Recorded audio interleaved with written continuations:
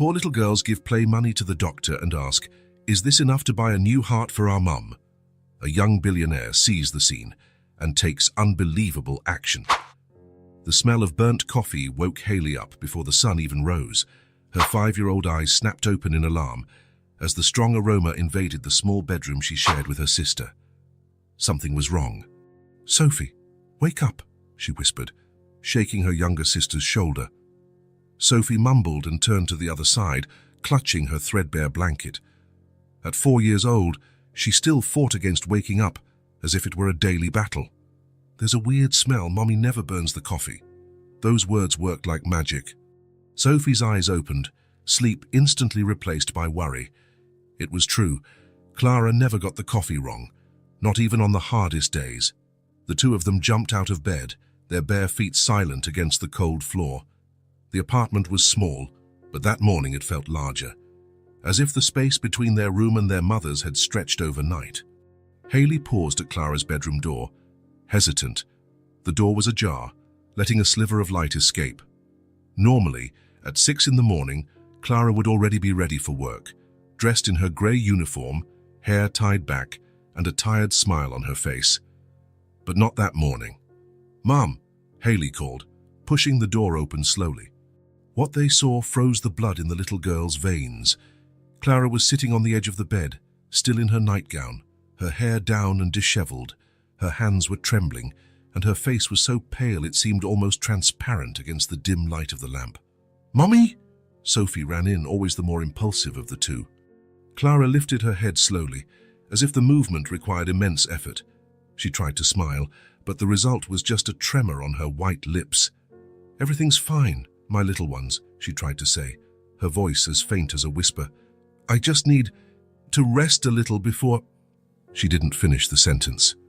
Her eyes rolled back and, in a movement that seemed to happen in slow motion for the girls, Clara slid from the edge of the bed to the floor like a discarded rag doll. "Mommy!" Hayley's scream echoed through the apartment.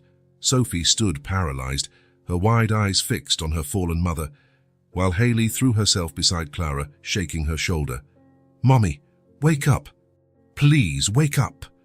Clara's face remained motionless, her lips now a frightening shade of blue. Hayley felt a fear she had never experienced before, different from the fear of the dark or of thunderstorms. It was a fear that chilled her to the bone. "Sophie, go get help! Run!" The little girl seemed to snap out of her trance. She ran to the front door, struggling to open it, and went out into the building's hallway, screaming with all the force of her small lungs. "Help! My mom fell! Help!" The seconds that followed felt like hours to Hayley, who stayed by Clara's side, holding her cold hand, repeating like a mantra, "It's going to be okay, Mommy. It's going to be okay." The first to arrive was Mrs. Miller from the apartment next door, still in her robe and slippers. Her eyes widened when she saw Clara on the floor. "Oh my God!" she exclaimed, rushing inside. She knelt beside Clara, checking her breathing and pulse. "Someone call an ambulance," she yelled over her shoulder. Soon, the small apartment was full. Mr. Rodriguez from the 3rd floor, already on the phone calling for help. Mrs. Patel from across the hall, bringing water and towels. While the adults moved in an organized chaos, Hayley and Sophie were gently led to a corner of the living room. "Is she going to be okay?" Sophie asked, silent tears streaming down her round face. Hayley swallowed her own fear. As the older sister, she knew she had to be strong. "Of course, she is," she said, but her voice trembled on the last word. The sound of the siren arrived before they could even hear the hurried footsteps on the stairs. 2 paramedics entered quickly, carrying equipment and speaking in terms the girls didn't understand. "Her blood pressure is very low, weak and irregular pulse. Possible cardiac failure." Hayley watched everything intently, trying to understand what was happening. She saw them place a mask over her mother's face, lift her onto a stretcher, and fasten straps around her motionless body. "What about the kids?" one of the paramedics asked, finally noticing the 2 girls clinging to each other in the corner of the room. "I'll go with them," said Mrs. Miller, who had quickly gotten dressed. "They're her daughters. They can't be left alone." As they prepared to take Clara away, Hayley remembered something. She ran to her mother's room, where on the nightstand was a small hand-painted wooden box. The magic box, as Clara called it, where she kept a few bills for emergencies. Hayley grabbed the box and hugged it to her chest. This was what would save her mother. She was sure of it. Clara always said that money was for when we really, really need it. When she returned to the living room, the paramedics were already carrying Clara out the door. Hayley ran, holding the box with one hand and pulling Sophie with the other. "Wait, we need to go with you." In the hallway, neighbors watched the scene with concerned expressions. Some offered help, others simply watched, helpless. Mrs. Miller held the two girls in hands, hurrying alongside the stretcher. "We're coming with you," she told the paramedics. They descended the stairs at a fast pace, the stretcher swaying dangerously on the turns. Outside, the ambulance waited, doors open, lights flashing against the early morning sky that was beginning to give way to dawn. "Mommy?" Sophie cried, trying to break free to get closer. Hayley held her sister tightly. "They're going to take care of her," she said, with a conviction she didn't feel. As they loaded Clara into the ambulance, Hayley held the small wooden box tighter. The paramedics worked quickly, connecting tubes and monitors. Mrs. Miller was negotiating with them, insisting that the children needed to accompany their mother. "They're too young, Mom," one of them said. "They have no one else," she replied firmly. "I'm going with them." They were finally allowed in, squeezed into a corner of the ambulance. The vehicle lurched forward, the siren cutting through the morning silence. Sophie cried softly, her face hidden in Mrs. Miller's shoulder. But Hayley didn't cry. Her eyes were fixed on her mother's pale face, on the mask that fogged up with each weak breath, on the machines that beeped in an irregular rhythm. The small box felt heavy in her little hands, as if it contained much more than just a few bills. In her child's mind, that box represented hope, the only thing that could save Clara. As the ambulance sped through the deserted city streets, Hayley leaned closer to her mother and whispered, so low that no one else could hear, "I'm going to save you, Mommy, I promise." The promise hung in the air, heavier than any adult oath. In her 5-year-old innocence, Hayley had no idea how she would fulfill such a promise, but she was determined. The box in her hands would be the key, she was certain. The ambulance turned a corner, sped down an avenue, and finally stopped with a jolt. The doors opened, revealing the brightly lit entrance of the hospital. As they took out the stretcher with Clara, Hayley clutched the box to her chest and took a deep breath. Their last normal morning was over. The race to save their mother had just begun. The hospital swallowed the girls like a big, white cold mouth. Hayley held Sophie's hand as they followed Mrs. Miller down endless corridors. Clara had been taken away by another team, disappearing behind automatic doors that closed with a hiss. The fluorescent lights flickered occasionally, turning the faces around them into pale masks. The smell of disinfectant permeated everything, the walls, the air, even their skin. Hayley pressed the wooden box against her chest as if it were a talisman. "You need to wait here," a nurse said, pointing to hard chairs in the waiting room. "The doctor will come speak with you as soon as he has news." Sophie huddled next to her older sister. Her eyes, red from crying, watched the people passing by. Hurried nurses, patients in wheelchairs, family members with worried expressions. "I'm scared," Sophie whispered. "Me too," Hayley admitted, keeping her voice steady. "But Mommy is strong." Time dragged on. Mrs. Miller stepped out to call her work, explaining she wouldn't be in that day. When she returned, she brought cups of water and some packaged cookies she got from a vending machine in the hallway. "Eat a little," she said gently. "It will be a while before we have news." Hayley didn't feel hungry, but she convinced Sophie to eat half a cookie. The clock on the wall showed almost 9 in the morning when a man in a white coat with a serious expression approached them. "Are you the family of a Mrs. Clara Jensen?" he asked, consulting a clipboard. Mrs. Miller stood up, with the girls right behind her. "I'm her neighbor. These are her daughters, Hayley and Sophie."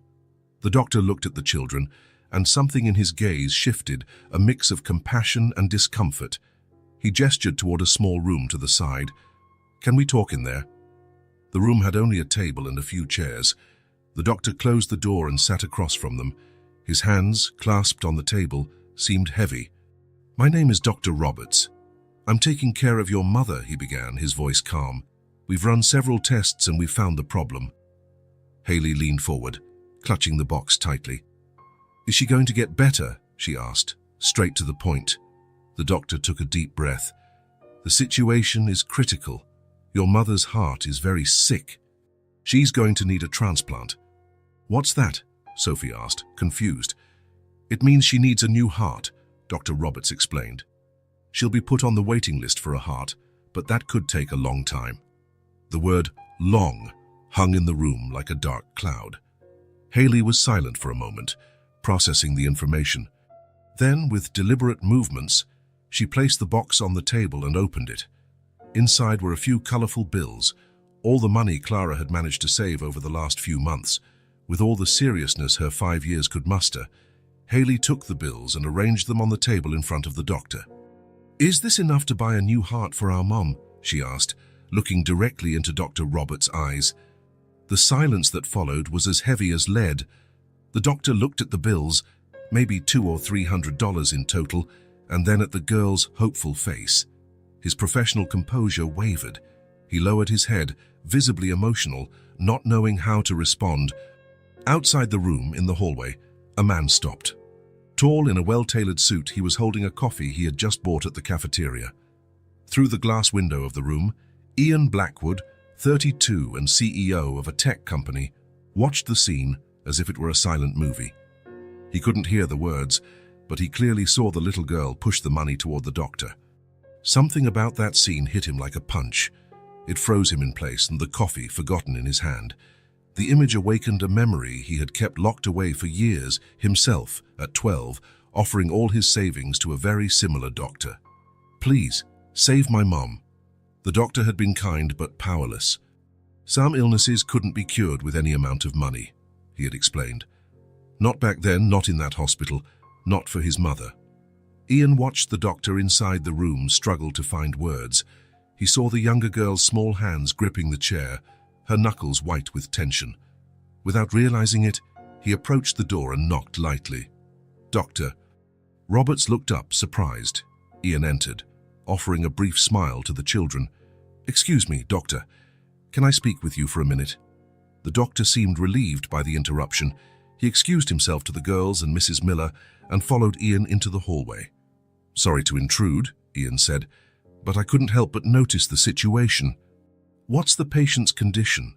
Dr. Roberts hesitated, glancing at the visitor's badge Ian was wearing. Are you a relative, sir? No, but I want to help, Ian replied firmly. What's the real situation? The doctor lowered his voice. Severe cardiomyopathy.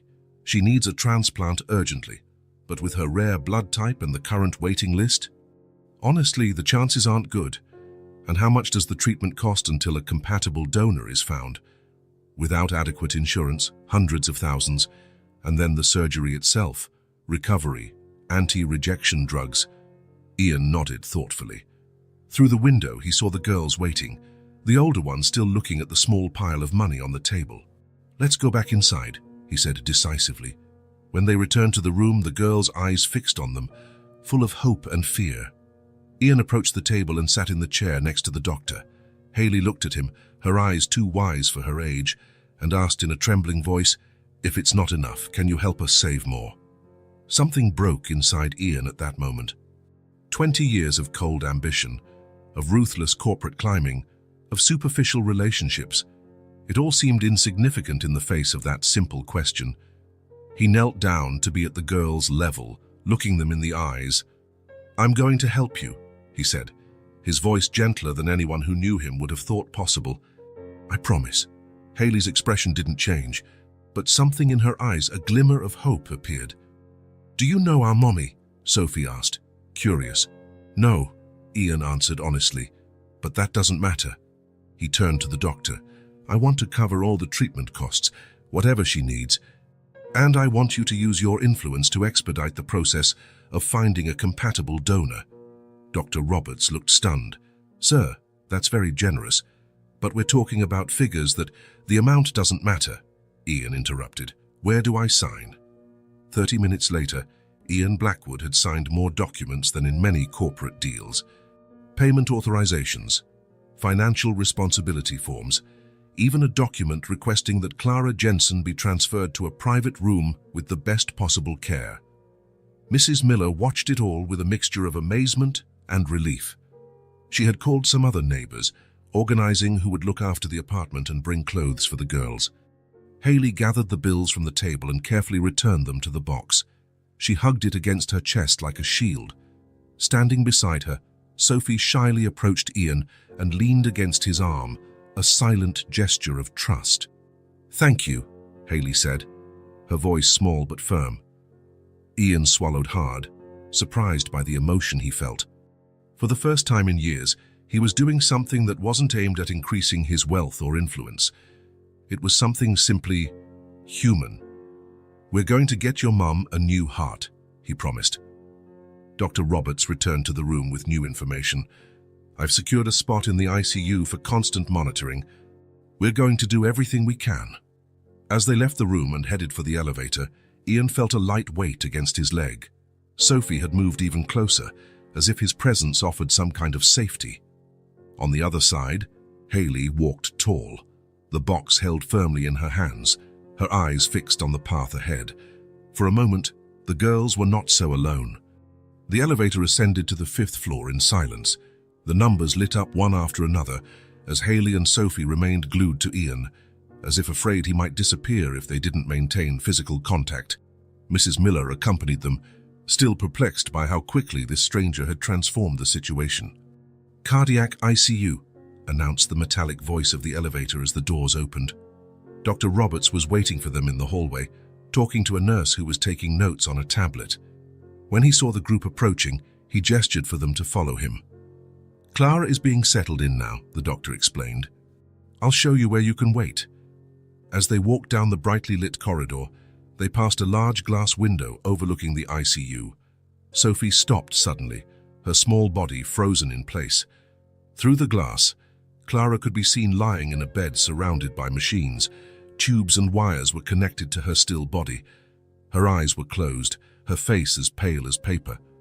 "Mommy," Sophie whispered, her tiny hand touching the glass. Ian gently placed a hand on the girl's shoulder. "They're taking care of her," he said, keeping his voice calm. "All these machines are helping." Haley approached as well, observing her mother with serious eyes. "Why isn't she moving?" she asked. Dr. Roberts knelt down to speak directly to the girls. "Your mum is sedated right now. That means we've given her medicine to make her sleep very deeply. It's better for her heart at this moment." He led the group to a small waiting room near the ICU. Unlike the one downstairs, this one had plastic armchairs against the wall, a small central table with old magazines, and a water fountain in the corner. "You can wait here," the doctor said. "I'll be back soon to talk more." Mrs. Miller looked at the clock. "I need to make a few calls," she said. "I'll let the other neighbors know about the situation and arrange for someone to bring some clothes for you." When she left, Ian sat in one of the armchairs. The girls immediately took their places beside him, one on each side, like little guardians. "Are you hungry?" he asked. Sophie nodded shyly. Haley hesitated, but eventually nodded as well. "I'll order something for you to eat, and maybe some blankets. It's cold in here." He took out his phone and made a few quick calls. As he spoke, the girls watched him with curiosity, as if studying a rare and fascinating animal. 15 minutes later, Dr. Roberts returned. He sat in the armchair across from them and opened a file on his tablet. "I want to explain the situation better to you," he began, looking mainly at Ian but including the girls in his field of vision. "Clara has a condition called cardiomyopathy. That means her heart muscle is very weak and can't pump blood as it should." He paused, making sure everyone was following.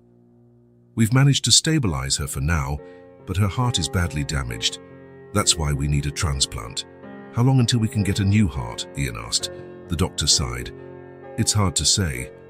It could be days, weeks, or longer. It depends on when a compatible heart becomes available." "And until then?" Ian's voice was calm but firm. "Until then, we need to keep her stable. Every day we can maintain her current state is a victory. Clara is very weak, and every day of stability is important so she can withstand the transplant when the time comes." Sophie, who had been listening in silence, gently tugged on the sleeve of the doctor's coat. "Is she going to wake up?" she asked softly, her voice almost a whisper. Dr. Roberts looked at the girl, compassion evident in his eyes.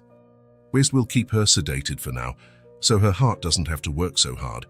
But in a few days, if everything goes well, we might try to reduce the sedation so she can wake up a little." Sophie nodded, absorbing the information in the way a 4-year-old could. "Can we see her?" Haley asked. "Yes, but only for a few minutes now, and only through the glass window. Later, when she's more stable, you'll be able to go in one at a time." When the doctor left, Ian noticed the girls were exhausted. The shock of the morning, the agonizing wait, the worry, it had all drained their energy. Sophie was struggling to keep her eyes open, leaning against Ian's arm. "Aren't you going home?" he asked. Haley shook her head firmly. "We can't leave Mommy." Ian looked at the two children, so small, so determined, so scared. "I'm not leaving," he promised. "You won't be alone." Something in the tone of his voice, in the firmness of his promise, seemed to calm the girls. Haley visibly relaxed, her small shoulders dropping a few millimeters. A nurse entered the room, carrying a tray with hot food and 3 large Ugg soft blankets. "Mr. Blackwood ordered this for you," she said, smiling gently at the girls. The tray held macaroni and cheese, pieces of chicken, some cooked vegetables, and a small bowl of red jello. Nothing fancy, but warm and comforting. Ian helped settle the trays on the girls' laps and unfolded the blankets, wrapping them up like little cocoons. Sophie ate slowly, her eyes still heavy with sleep. Haley ate methodically, as if completing this basic task helped her maintain control. "You should rest a little," Ian suggested after they finished. "It's been a tough morning." "I can't sleep," Haley said. "I keep thinking about Mommy." Ian understood, the fear of falling asleep and waking up to find that something terrible had happened. He knew that feeling well. "How about I tell you a story?" he suggested. Sophie's eyes lit up slightly. "Mommy always tells stories," she said. Ian smiled. "I'm probably not as good as she is, but I can try." He thought for a moment and then began. "Once upon a time, there were 2 very brave princesses who lived in a faraway kingdom. The story was simple, about 2 sisters who needed to find a magic flower to save their kingdom." Ian had never told stories to children before, but he found that the words came naturally. The girls listened attentively, occasionally asking questions or suggesting what should happen next. Sophie ended up falling asleep before the end of the story, her head resting against Ian's arm. Haley held on longer, but her eyes were also beginning to close. "Can you continue the story tomorrow?" she asked, fighting off sleep. "Of course," Ian promised. "Now get some rest." When they both finally fell asleep, Ian remained still, not wanting to disturb them. The plastic armchairs were uncomfortable, but he didn't care. The girls had managed to find sleeping positions, curled up in the blankets, using his arm as a pillow. Mrs. Miller returned shortly after, carrying a small backpack with clothes and personal items.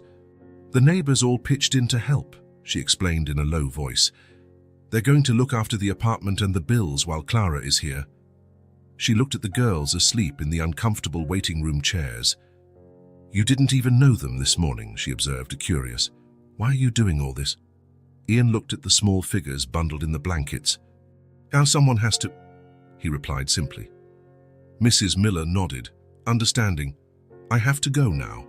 My husband is waiting for me, and I have to work tomorrow. Are you sure you'll be okay with them?" "I'm sure," Ian assured her. "I'll take care of them." When Mrs. Miller left, silence filled the small room. Ian looked at the clock, almost 6 in the evening. A whole day had passed since he had entered that hospital for a simple routine checkup, and ended up finding, what? A mission, a responsibility. He still couldn't define it. The hours passed slowly. Nurses came to check on the girls from time to time, offering extra pillows and updates on Clara. Stable was the word they used, not better, not worse, just fighting. Around 9 at night, Haley woke with a start. "Mummy!" she called out, disoriented. "It's okay," Ian soothed her. "Your mum is resting. Everything is the same." Haley rubbed her eyes, coming back to reality. She looked at her still sleeping sister, and then at Ian. "Why are you helping us?" she asked directly. with the raw honesty only children possess. The question caught Ian by surprise. He could have given a simple answer, something vague about doing the right thing. But there was something in Hayley's serious eyes that demanded the truth. "When I was 12, my mother got very sick," he told her, his voice low so as not to wake Sophie. "We didn't have money for the treatment she needed." Hayley listened intently. What happened?" "She didn't make it," Ian said, the words coming out with difficulty, "and I was left alone." "Like our dad," Hayley said, surprising Ian. "He died when I was 3. Sophie barely remembers him." Ian nodded, letting her continue. "Mommy always worked a lot," Hayley went on. "Sometimes 2 jobs. She cleaned offices and houses. At night, she would sew things to sell." "She's very brave," Ian observed. "Yes," Hayley agreed, "but sometimes she would cry when she thought we were asleep." The simplicity with which Hayley shared this information touched Ian deeply. There was no self-pity in her voice, just a statement of the facts that made up her reality. "My mom worked hard to raise me too," Ian said. "She cleaned big houses. Sometimes she would take me with her during school breaks." "Did you help her?" Hayley asked, curious. Ian smiled faintly. "Not as much as I should have. I was a stubborn kid." Hayley looked at him seriously. "But you're helping us now." It wasn't a question, but a statement, as if in Hayley's mind Ian was somehow making up for the past. "I'm trying," he replied. Sophie stirred, slowly waking up. She adjusted herself in the uncomfortable chair, looked around, confused for a moment, until her eyes met Ian's. "Friend man," she murmured sleepily, snuggling closer. Hayley smiled slightly. "That's what Sophie calls you," she explained. "Friend man." Ian felt a strange warmth in his chest, a warmth he couldn't remember feeling before. In his world of corporate meetings, mergers, and acquisitions, no one had ever called him a friend, much less with the disarming sincerity of a 4-year-old child. "You must be uncomfortable in these chairs," he said, trying to hide the emotion in his voice. "I'll see if I can get something better." "Can we see Mommy first?" Sophie asked, now more awake. "Of course," Ian agreed. "Let's go." He took the girls to the ICU observation window. Clara remained motionless, surrounded by machines monitoring every beat of her weakened heart. A nurse was adjusting some medication in her IV drip. "Hi, Mommy," Sophie whispered, as if Clara could hear her through the glass.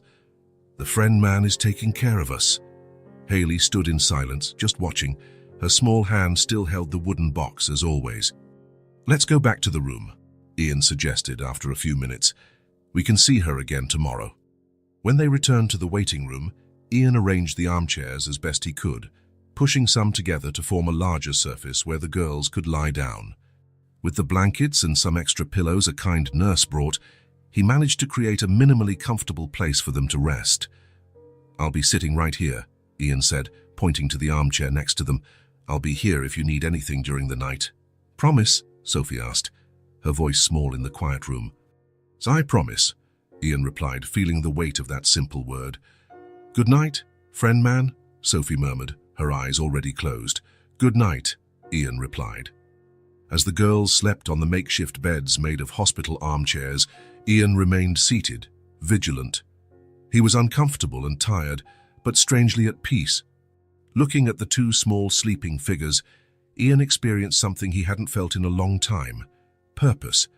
The night would be long in that cold, impersonal waiting room, but Ian didn't mind. For the first time in years, he was exactly where he was supposed to be. The 3rd day in the hospital began with the same routine. Ian woke up with an aching back after another night in the uncomfortable waiting room chairs. Hayley and Sophie were still asleep, bundled under the blankets like puppies seeking warmth. He got up silently and went to the ICU window to check on Clara. Dr. Roberts was there, checking the monitors and taking notes. When he saw Ian, he came out to talk to him. "Good morning." "No major changes, but that's good in this case. She's holding on." Ian nodded, running a hand through his disheveled hair. "How long until they can reduce the sedation?" "Maybe tomorrow, if her numbers stay stable," the doctor replied. "But it will be for short periods, just to assess her response." When Ian returned to the waiting room, Sophie was awake, looking around with sleepy eyes. "Good morning," he said, softening his voice. "Did you sleep well?" She shrugged, rubbing her eyes. "I dreamed about Mommy." "Was it a good dream?" "She was making pancakes," Sophie answered. "And with syrup." Ian's stomach rumbled, reminding him that they all needed a decent breakfast. The snacks from the hospital cafeteria weren't enough. "Do you like pancakes?" he asked, trying to keep the conversation light.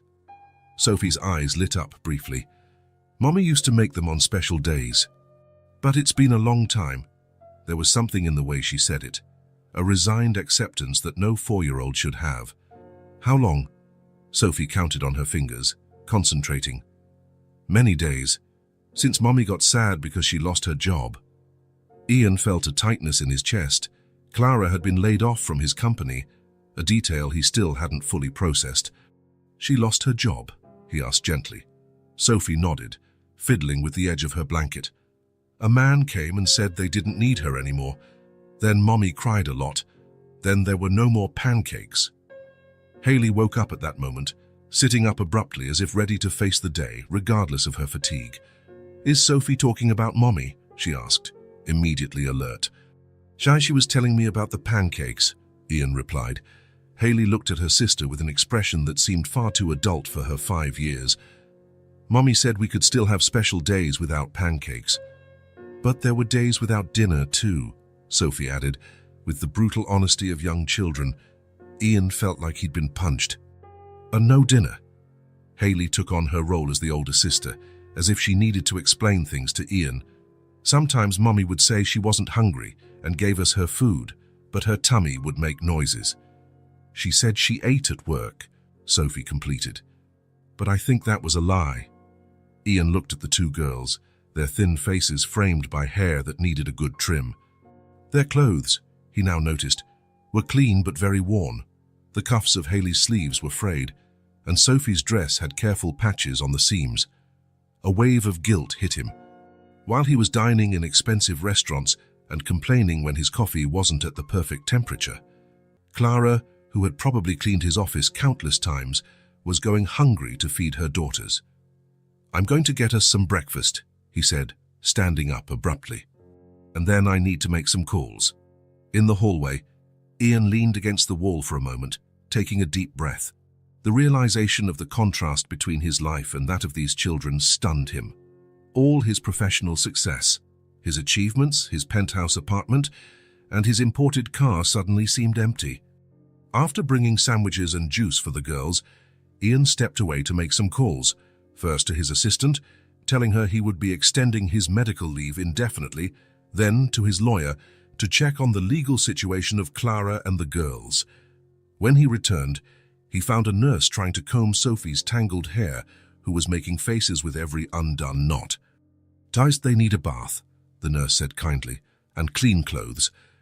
Ian realized he hadn't thought about the girls' basic needs. They had been wearing the same clothes for 3 days. "There's a shower at the end of the hall you can use," the nurse continued. "And we have some children's hospital gowns, but they aren't very comfortable." "I'll take care of it," Ian said, determined. An hour later, after getting permission from Dr. Roberts, Ian took the girls to a department store near the hospital.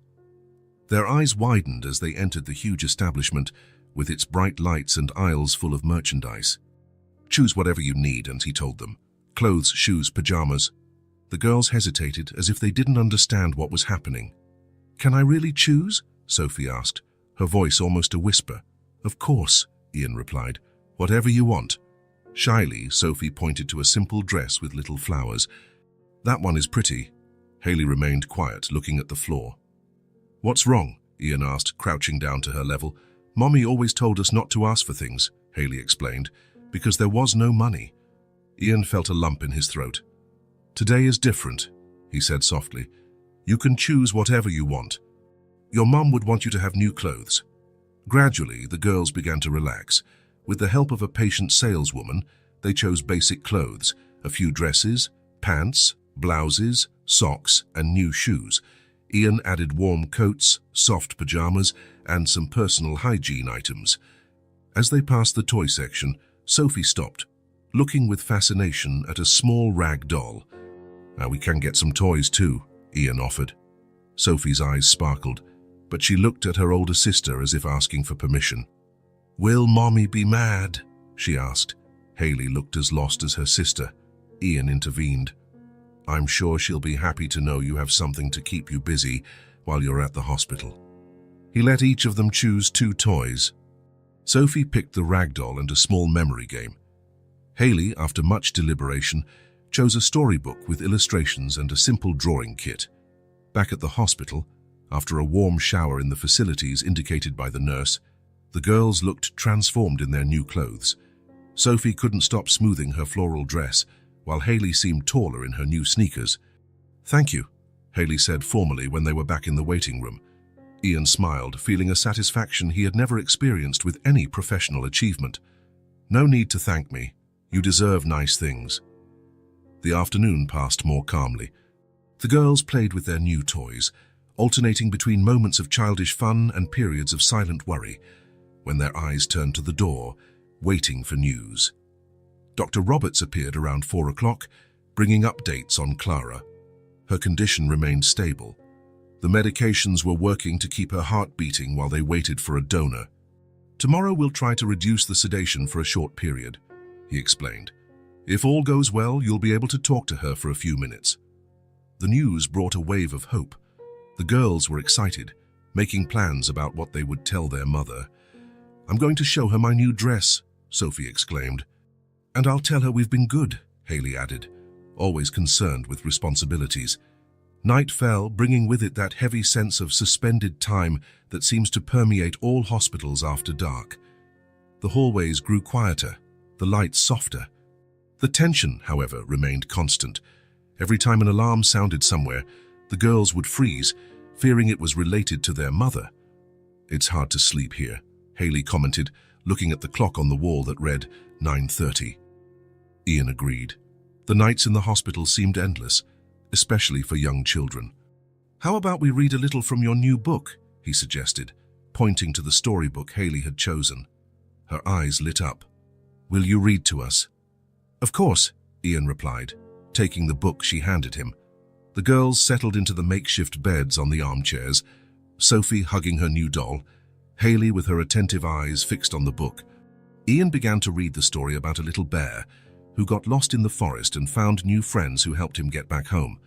His voice, normally used to command boardrooms and negotiate million-dollar contracts, now softened into the inflections of different characters, voices pausing dramatically at the right moments, making the girls laugh at the funny parts.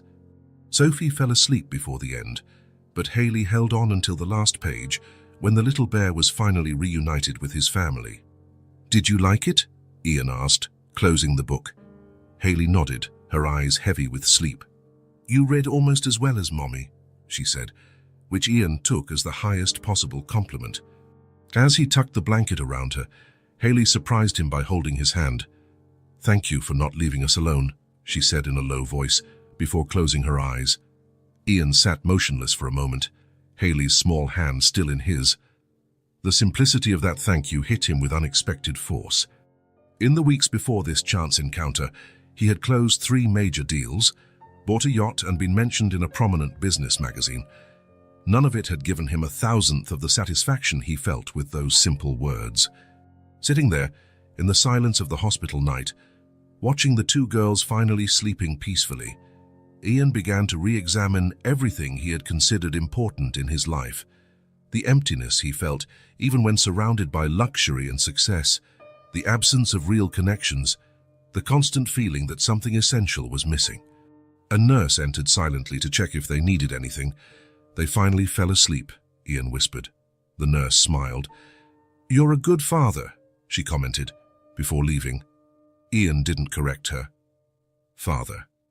A word he had never considered in relation to himself. His hectic lifestyle, focused exclusively on professional achievements, had never left room for thoughts of family. He looked at Hayley and Sophie, so vulnerable in their sleep. He wasn't their father, just a stranger who had crossed their path by chance. But in the last 3 days, he had felt more purpose than in years of corporate climbing. The early morning hours crept by slowly. Ian stayed awake, reflecting. Outside the window, the city glowed with its distant lights, indifferent to the small human dramas unfolding within those hospital walls. At some point, Ian fell asleep in the uncomfortable armchair. He dreamed of his own mother, not sick as in his usual nightmares, but smiling like in the rare photos he kept. In the dream, she looked at the two sleeping girls and then at him, with an expression of approval that Ian didn't remember seeing in life. He woke with a start to the ringing of his phone. It was his assistant, wanting to know when he would be back at work, mentioning important meetings and pending decisions. "I don't know when I'll be back," he answered, keeping his voice low so as not to wake the girls. "Reschedule everything. This is more important." He hung up before she could protest. For the first time in his career, Ian Blackwood had put something above work, and surprisingly, he felt no remorse. The next day would be crucial. Clara might be briefly woken from sedation. The girls could finally speak to their mother, even if only for a few minutes. And Ian. Ian had no idea what he would say to the woman who, without knowing it, had sparked a revolution in his life. He looked at the sleeping girls and made a silent promise. No matter what happened, he would not let them face this alone.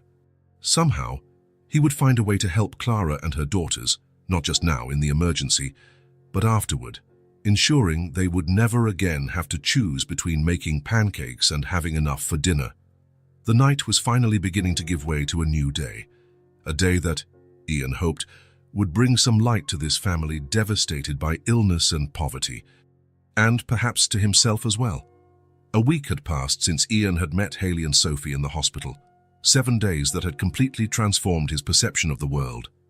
That night, while the girls slept in their makeshift armchairs, Ian stepped out into the hospital corridor, needing a moment to breathe. The clock read 3:17 a.m. The hospital had entered those strange hours when time seemed frozen. Nurses moving silently between rooms, machines beeping at a steady rhythm, fluorescent lights casting pale shadows in the empty hallways. Ian walked to the large window at the end of the corridor.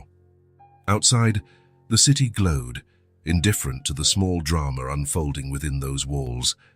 His reflection in the glass surprised him, unshaven with deep dark circles under his eyes, his hair unkempt, unrecognizable compared to the impeccable executive of a week ago. He took his phone out of his pocket, dozens of unread emails, voicemails from the board, reminders of missed meetings. His empire continued to run even without him. The realization came as a revelation. Everything he had built with so much effort was carrying on, regardless of his presence. Replaceable, dispensable. He went back to the waiting room and watched the girls sleeping. Sophie was hugging her new doll as if it were a treasure, her face relaxed in the deep sleep of children. Haley slept more restlessly, her hand still clutching the wooden box even in her sleep. A crystal-clear truth hit him. In his entire life of achievements, luxury apartments, imported cars, and robust bank accounts, he had never owned anything that truly mattered. Nothing that couldn't be bought, sold, or replaced. What he had were things, expensive objects, valuable properties, profitable investments. What he didn't have was purpose. Ian sat down slowly in the armchair next to the girls. His thoughts were interrupted when Haley stirred in her sleep, murmuring "Mommy," in a broken voice that broke his heart. That instinctively, Ian placed his hand on hers, a simple gesture that calmed her immediately. It was at that moment, in the silence of the hospital pre-dawn, that Ian made his decision. It wasn't something calculated or planned like the corporate strategies that dominated his professional life. It was a certainty that was born from some forgotten place within him. "I will protect you," he whispered, so low he wasn't even sure if he had said it out loud. "No matter what happens." The promise hung in the air, invisible but concrete. Ian knew his life had irrevocably changed. Even if Clara recovered completely, which he prayed would happen, he couldn't simply go back to being who he was before. He couldn't forget what he had witnessed, the silent courage of these children, the dignity amidst poverty, the genuine love they shared. He remembered his own childhood after he lost his mother, the years in foster homes, the suffocating loneliness, the constant feeling of not belonging anywhere. The pain that had turned him into an adult, focused only on accumulating financial security. as if enough money could fill the void left by lost love. He would not allow Haley and Sophie to go through that.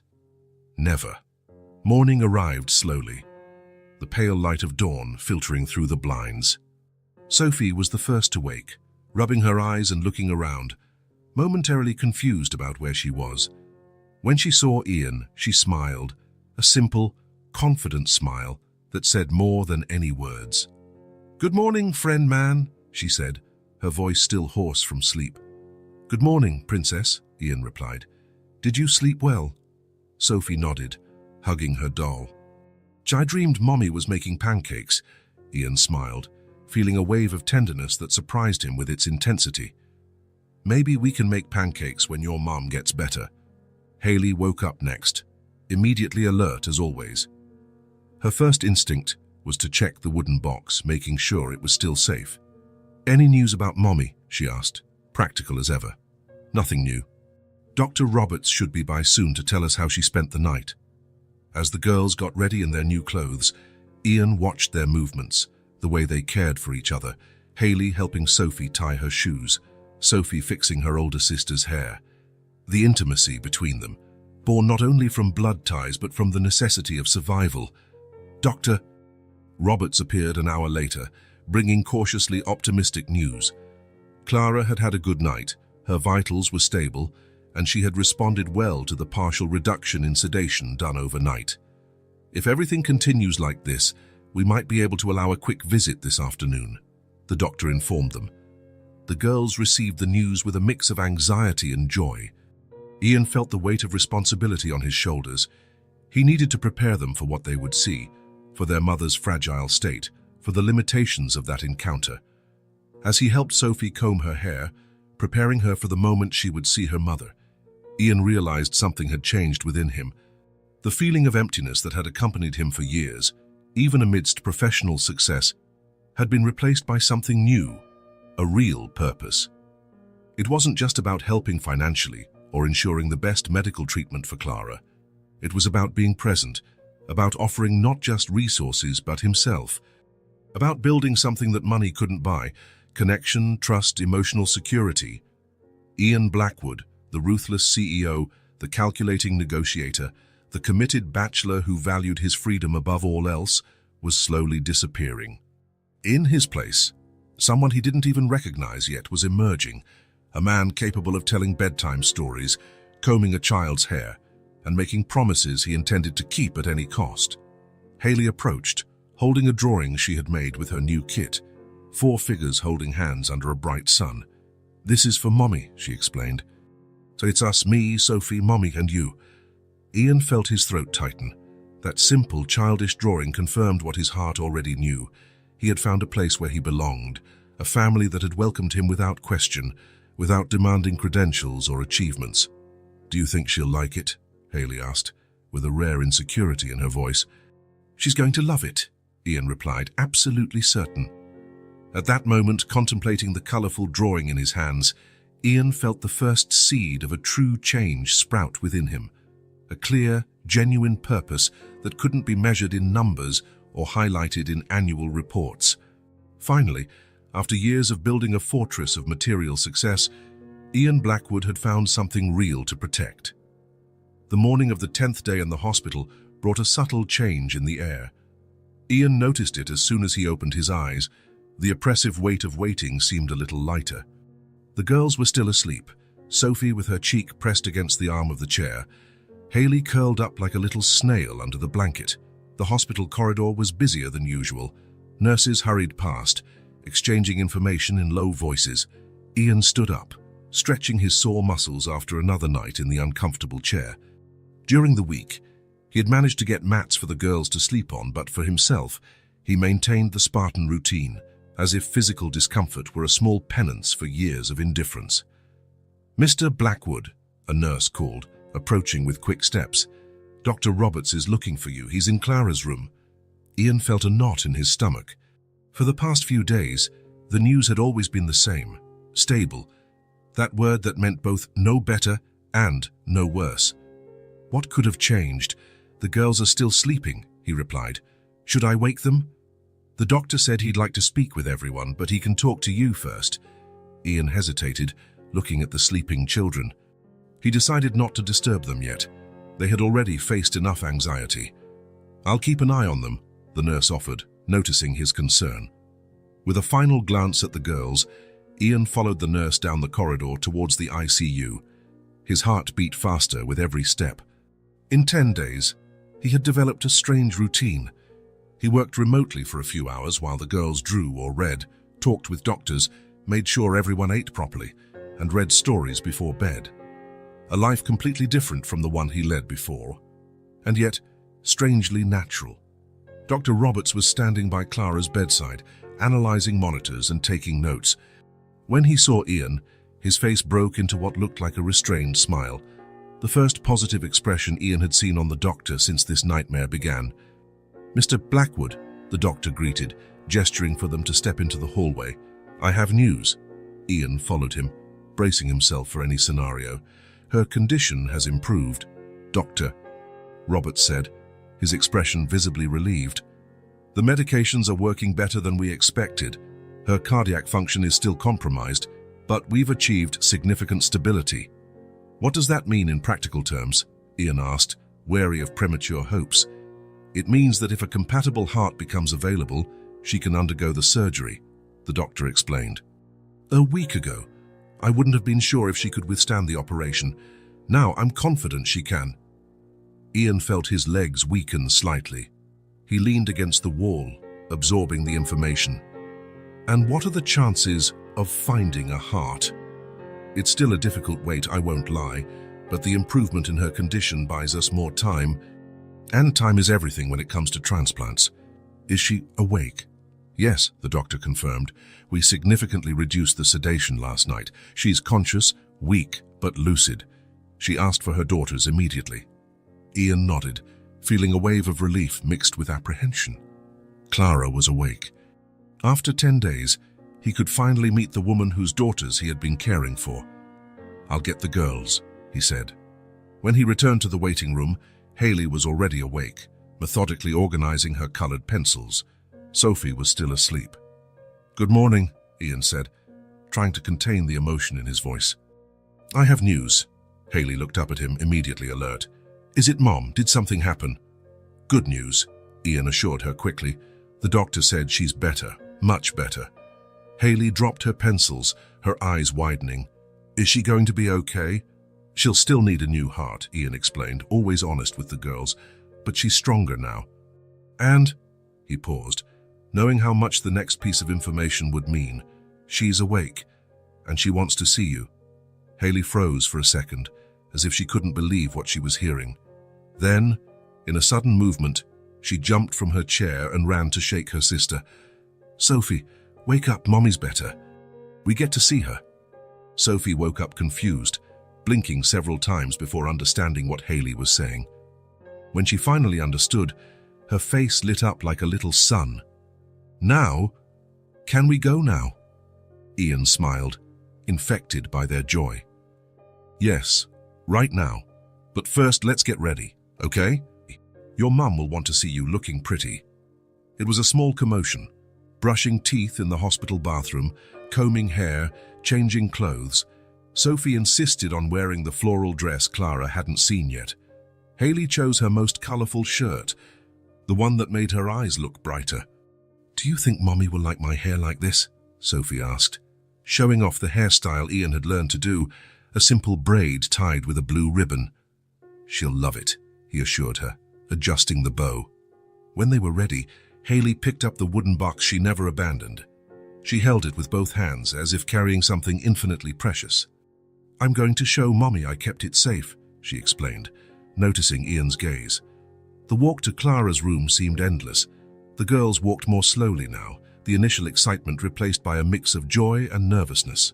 Ian guided them gently, a hand on each of their backs, offering the silent security of his presence.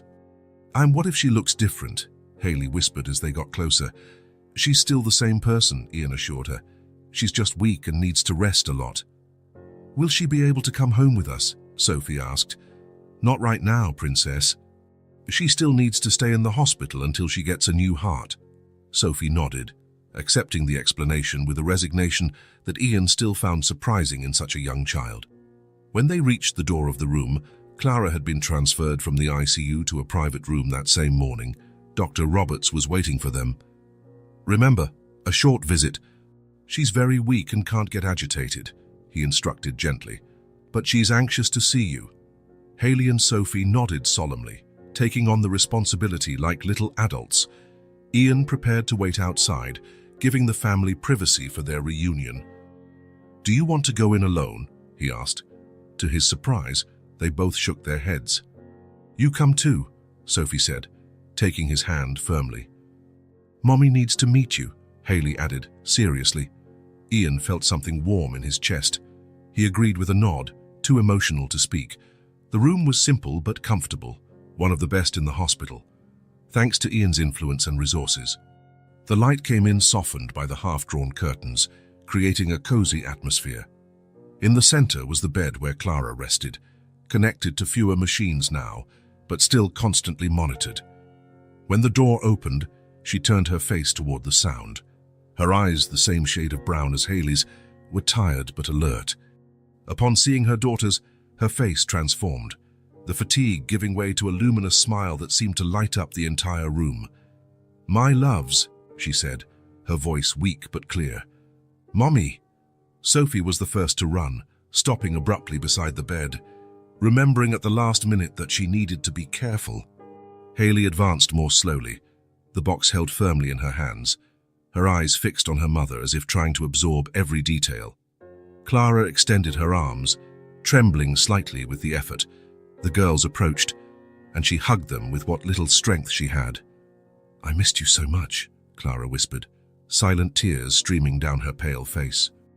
Ian remained at the door, suddenly feeling like an intruder in this sacred moment. He thought about stepping back, giving them privacy, but before he could move, Clara lifted her eyes and saw him. It was at that moment that everything changed. Her smile froze, replaced by a complex expression, surprise, recognition, and something that looked like shame. Her eyes widened slightly, and she instinctively adjusted the sheet over herself, as if trying to look more presentable. What are you doing here, sir?" she asked in a weak but clear voice. Ian frowned, confused. The way she spoke suggested she knew him, but he couldn't remember having seen her before. "I'm sorry."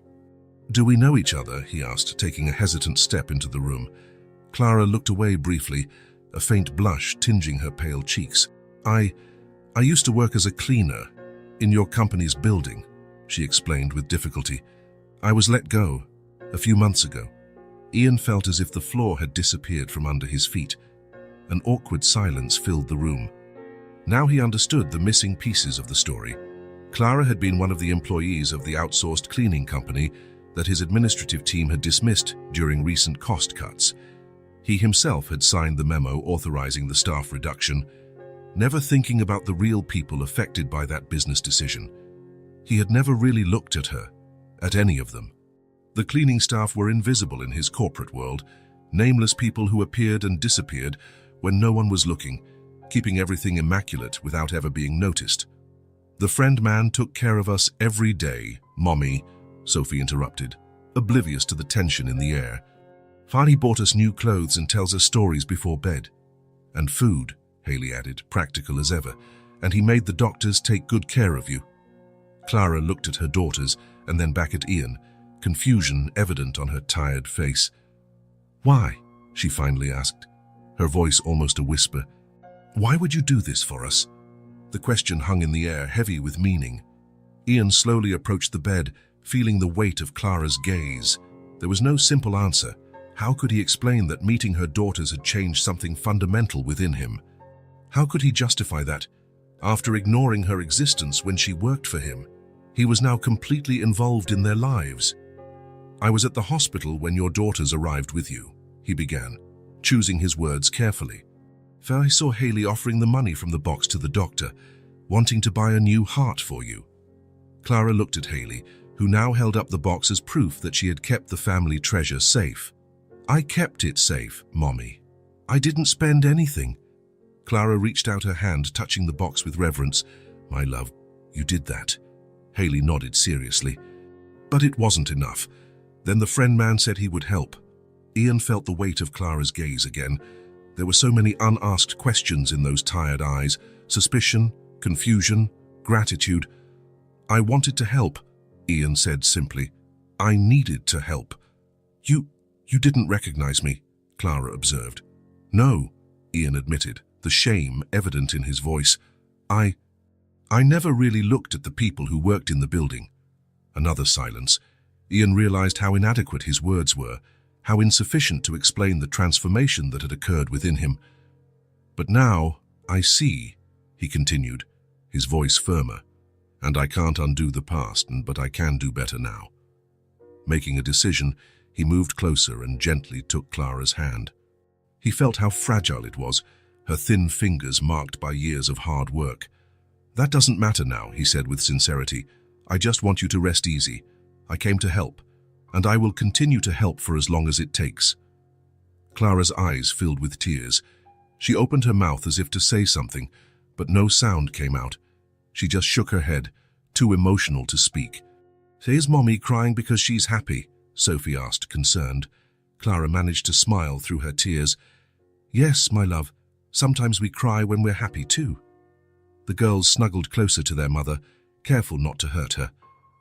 Ian took a step back, giving them space for their family moment.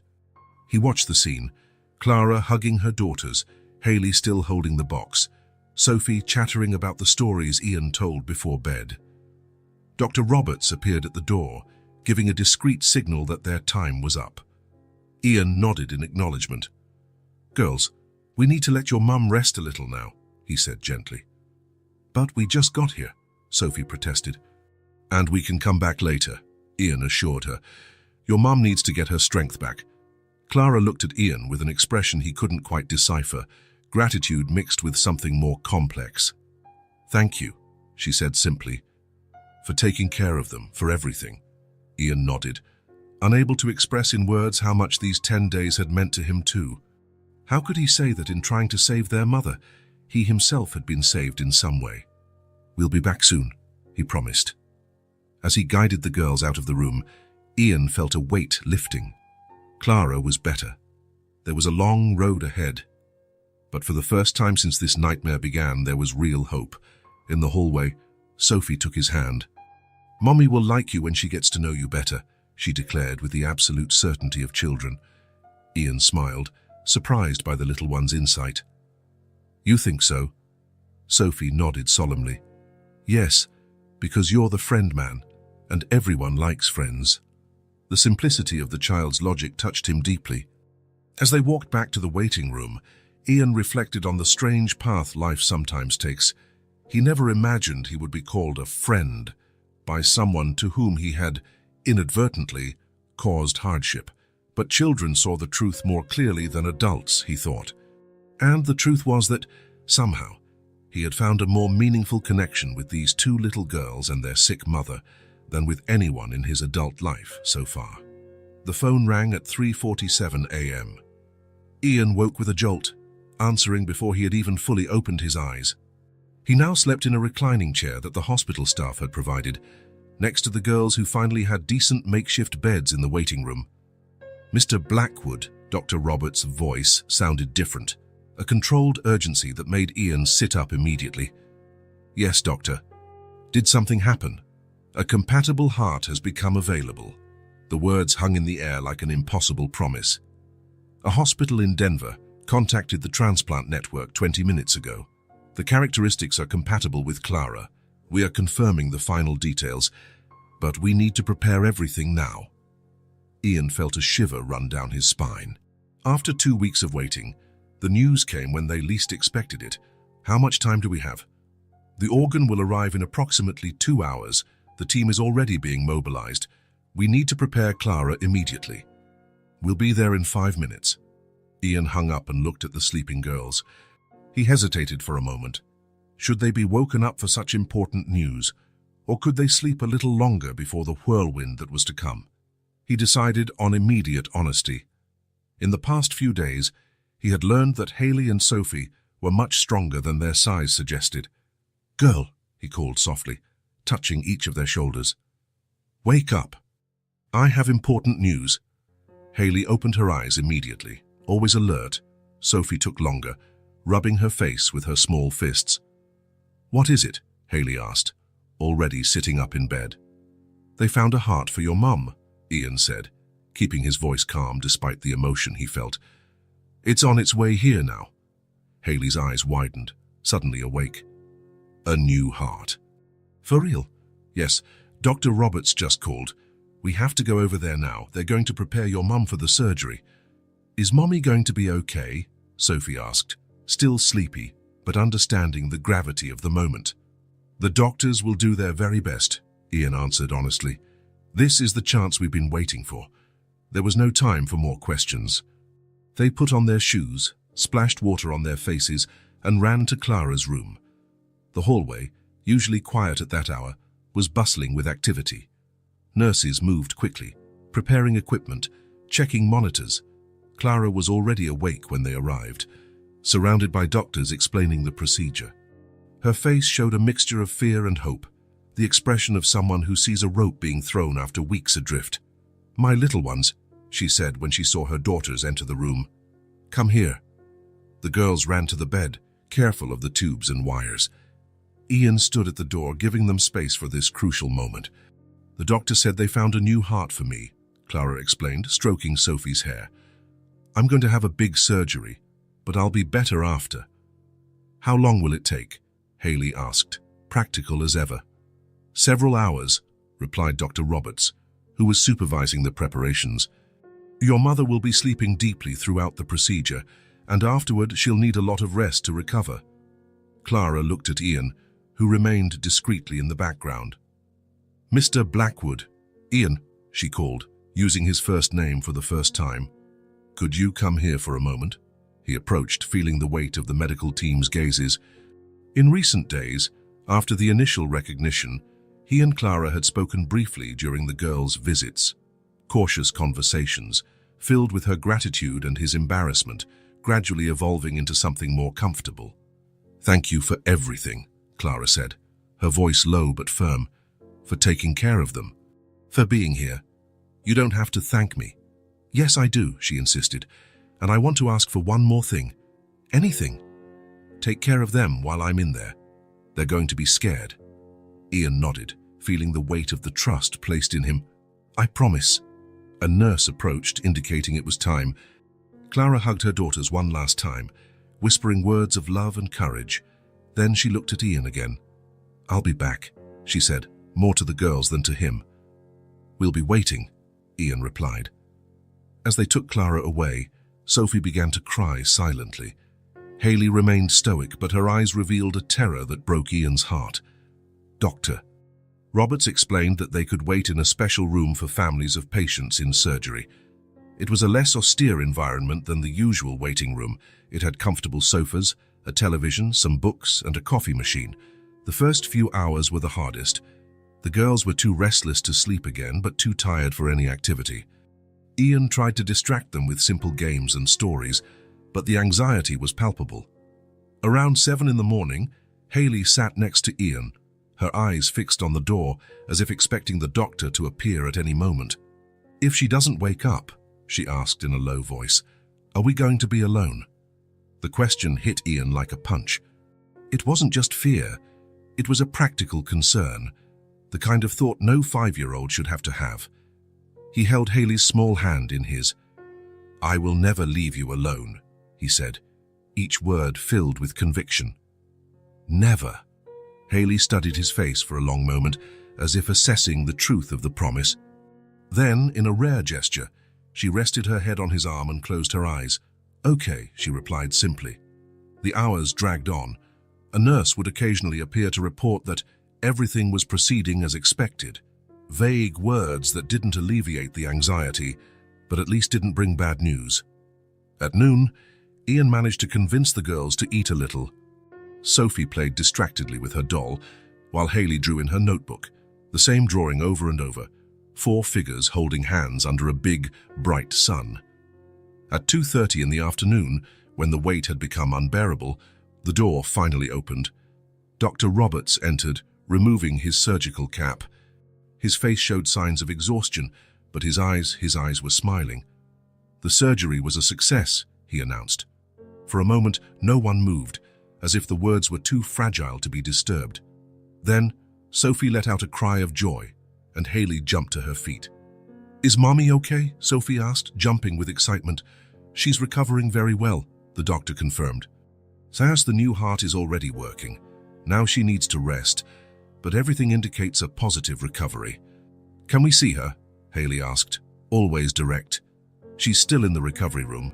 In a few hours, she'll be transferred to the ICU, and you'll be able to see her briefly, but she'll be very sleepy." Ian felt a relief so intense that his legs buckled. He sat down again, trying to process the overwhelming emotion. 3 hours later, a nurse came to get them. Clara had been transferred to the ICU and, although still under the effects of anesthesia, was beginning to wake up. "Remember, just a few minutes," the nurse instructed as she led them. "She's very fragile." The ICU room was silent except for the steady beeping of the monitors.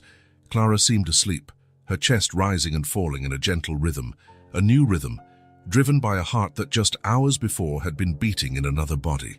The girls approached cautiously, almost on tiptoe. "Mommy," Sophie called, her voice small in the large room. Clara's eyes opened slowly, unfocused at first. When she recognized her daughters, her lips curved into a faint smile. "My loves," she mumbled, her voice hoarse and distant. The girls smiled, tears of relief streaming down both their faces. Carefully, Sophie touched her mother's hand. Haley, more daring, leaned over and pressed her ear to Clara's chest, listening to the beats of the new heart. "Thank you," Clara whispered, her eyes meeting Ian's, who was watching the scene from the doorway. Haley remained with her head on her mother's chest, her eyes closed in concentration, as if confirming the danger had truly passed. Her small body finally relaxed, her shoulders visibly dropping, the tension of 2 weeks dissipating with every strong, regular beat she heard. "It's working just right," she declared seriously, lifting her head. "The new heart." Clara smiled again, her eyes already closing with fatigue. Before falling asleep, she murmured once more, "Thank you for bringing them, for being here." The girls remained by her side, watching her sleep. Ian stood at the door, witnessing the moment a family began to piece itself back together. The surgery had been a success, but the real new beginning was just starting, for Clara, for her daughters, and as in ways he didn't yet fully understand, for himself. 3 weeks after the surgery, Clara was ready to be discharged. Her recovery had exceeded expectations, the new heart was working well, and tests showed promising results. That morning, Ian arrived at the hospital bringing hot chocolate for the girls, as had become his custom. He found them focused on something they were drawing at the small table in the waiting room.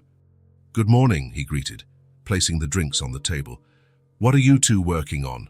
Sophie quickly looked up. "It's a surprise," she exclaimed, covering the paper with her hands. "You can go see Mommy first," Haley suggested with a faint smile. Ian nodded and headed to Clara's room. In the last few days, or with her stronger, they had truly talked. Conversations that were initially uncomfortable, about how she had been fired during cutbacks at his company, about the struggle to find another job, about the bills that had piled up. Clara never blamed him directly. "It's business decisions," she had said with a dignity that shamed him. "You didn't even know me, sir." But Ian knew her now. He knew the determined woman who, even when sick, prioritized her daughters. And Clara was also beginning to know him, not the impeccable executive, but the man her daughters called friend man. When he returned from the room, the girls were waiting for him anxiously, hiding something behind their backs. "We made something for you," Sophie announced, barely containing her excitement. Haley stepped forward and handed him a colorful piece of paper. "It's a present, to say thank you." Ian took the drawing, feeling a lump in his throat.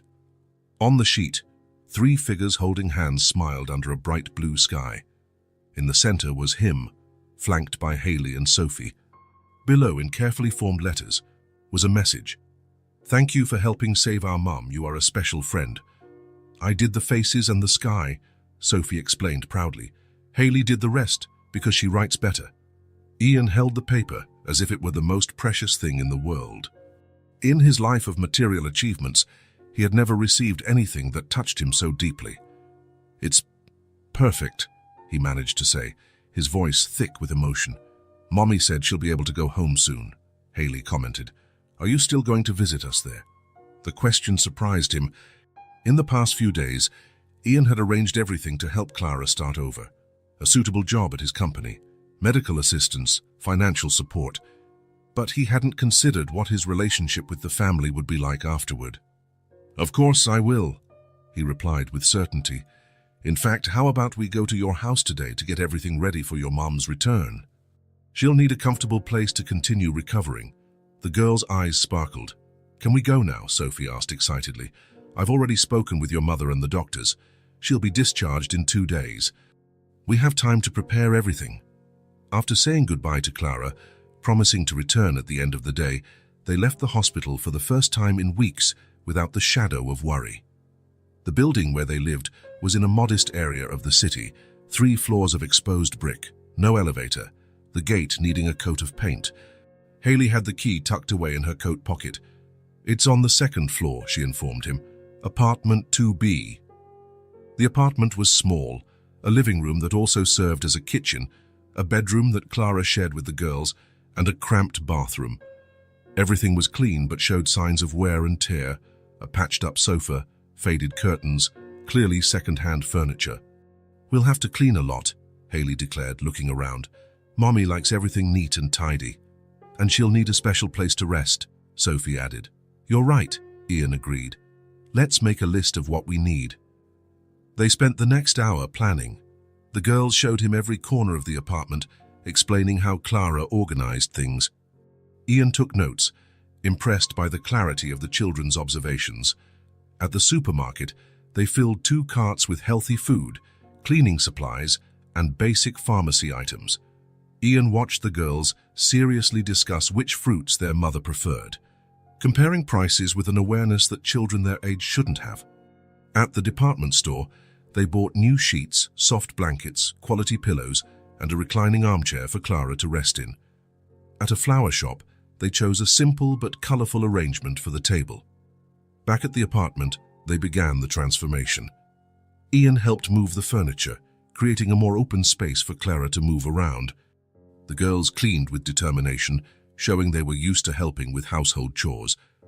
"Mommy always puts things like this," Haley explained, organizing the medications by their scheduled times. "And she likes it when there are flowers," Sophie added, placing the arrangement in the center of the small table. By the end of the afternoon, the apartment was transformed. It wasn't luxurious, it was still the same modest space, but now it had a cozy feel. The pantry was full. The bed was made with new sheets, and the armchair was positioned near the window where Clara could get the morning sun. Ian looked around, observing the result of their work. The girls wore expressions of pride, admiring every detail they had prepared for their mother's return. "It looks nice, doesn't it?" Sophie asked, holding his hand. "Very nice," Ian agreed. Standing there, in the middle of that simple but love-filled home, Ian felt an emotion unlike anything he had ever experienced. Throughout his career, he had closed multi-million-dollar deals, been applauded at shareholder meetings. None of that, however, had given him the feeling he had now. For the first time, he was absolutely certain he was doing something truly important. Not something that would generate profits or headlines, but something that made a real difference in the lives of real people. "Do you think Mommy will like it?" Haley asked, her voice revealing a rare vulnerability. "She's going to love it," Ian assured her. "You did an amazing job." On the way back to the hospital, Ian looked again at the drawing he had received, 3 figures holding hands under a blue sky. A simple symbol of human connection that was worth more than all the status symbols he had accumulated over the years. He carefully placed the paper in the inner pocket of his jacket, close to his heart, and continued driving, eager to tell Clara about the apartment's transformation, and perhaps about the transformation happening within him as well. The day of the hospital discharge arrived with a blue, sunny sky, as if nature itself was celebrating Clara's return home. Ian parked in front of the hospital, checking for the third time that he had brought everything: the borrowed wheelchair, extra cushions for the car, water, and the first medications Clara would need to take during the journey. In the room, she was already dressed, not in a hospital gown, but in simple clothes the girls had carefully chosen, a light blue blouse and comfortable sweatpants. Her face, though still pale, had enough color to show that life had returned to this body that had almost given up. "I'm ready," Clara said when Ian entered, her voice a mix of anxiety and determination. "Doctor..." Roberts gave his final recommendations, while a nurse helped Clara into the wheelchair. Haley and Sophie bounced around, barely containing their excitement. "Remember, no physical exertion, frequent rest, medication at the exact times," the doctor emphasized, handing Ian a folder with all the instructions. "Fill him and come back for the weekly checkups." The journey to the car felt like a small procession, the nurse pushing the chair, Ian carrying the bags, the girls walking beside their mother, one on each side, like little guardians.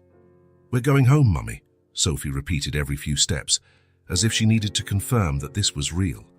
When they arrived at the small apartment building, Ian parked as close to the entrance as possible. Without hesitation, he lifted Clara into his arms, ignoring her protests that she could try to walk leaning on him. "Doctor's orders," he said firmly. "No exertion for the first week." He carried her up the stairs as if she weighed nothing, while the girls ran ahead to open the door. When they entered, Clara gasped. The simple apartment she had left weeks ago was transformed, clean, organized, with small touches that made it welcoming. Colorful cushions on the sofa, new curtains letting in natural light, fresh flowers on the table. "You did all this?" she asked, her voice thick with emotion. "We helped," Haley answered proudly. "Ian showed us how." Ian carefully settled Clara on the sofa, adjusting the cushions to make her comfortable. He immediately began organizing the medications on the small shelf in the living room, grouping them by administration time, exactly as the doctor had instructed. 6 different kinds, each with its own schedule, he explained, showing her the color-coding system he had created. The blue capsules in the morning with coffee, the white ones after lunch, and so on. Clara watched with a mixture of gratitude and amazement. The elegant, powerful man who had never noticed her existence when she cleaned his office was now here, in her small apartment, organizing medicines with the precision of a pharmacist. Throughout the afternoon, Ian remained by their side, taking care of every detail. He replaced the flowers on the table with fresher ones he had brought. He checked the pantry to make sure nothing was missing. He adjusted the height of the sofa so Clara could reach her water and books without effort. "You don't have to do all this," Clara said, watching him adjust the light so it wouldn't bother her eyes. "I know," he replied simply. "I want to." As evening approached, Ian asked the girls, "How about we make dinner together? Something special to celebrate Mum's return." Sophie's eyes lit up. "Can I help make juice?"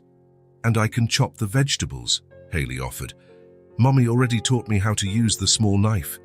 The tiny kitchen became even smaller with the 3 of them working in it. Ian showed Haley how to safely chop the vegetables, while Sophie squeezed oranges with intense concentration, her tongue sticking out the corner of her mouth with the effort. Together, they prepared a simple but carefully made dinner: roasted chicken with potatoes, fresh vegetables, bread that Ian had bought at the best bakery in town, and Sophie's orange juice, served proudly in a glass pitcher. The small table was covered with dishes that seemed more delicious than they really were, simply because they had been prepared with so much love. Clara was carefully helped to the table, where she watched her daughters serve the food with the seriousness of someone performing an important task. As they ate, Clara looked around, her daughters smiling, the apartment organized, plenty of food on the table, and she felt for the first time in a long time that despite all the suffering, this moment was one of pure hope. Ian, who was discreetly watching her reactions, looked up and said in a calm voice, "When you're fully recovered, I want you to come work with me again, but not as a cleaner. I want you to have a better position." Clara almost choked on her juice. "A better position? But I don't have the qualifications." "You have intelligence, determination, and integrity," Ian interrupted. "Qualifications can be acquired. Character cannot." Clara smiled, too emotional to speak. and just whispered a thank you.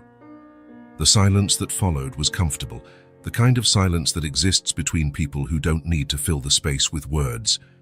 It was Haley who finally spoke, holding Ian's hand with the seriousness only a 5-year-old can muster. "You're our family now." 4 simple words that hit Ian like no elaborate speech ever could. Family. A concept that had been just an abstraction in his solitary life of professional achievements. Ian took a deep breath and smiled too, an unfamiliar emotion expanding in his chest. Looking at that small table, at that simple dinner shared on mismatched plates, Ian understood that he had finally found everything he had always been searching for without knowing it: belonging, affection, and a true new beginning. "Yes," he replied, his voice firm despite the emotion. "We are a family." And at that moment, under the golden light of dusk filtering through the window of the small apartment, 4 unlikely people formed a perfect circle of human connection, a circle that none of them had ever imagined possible, but which now seemed inevitable.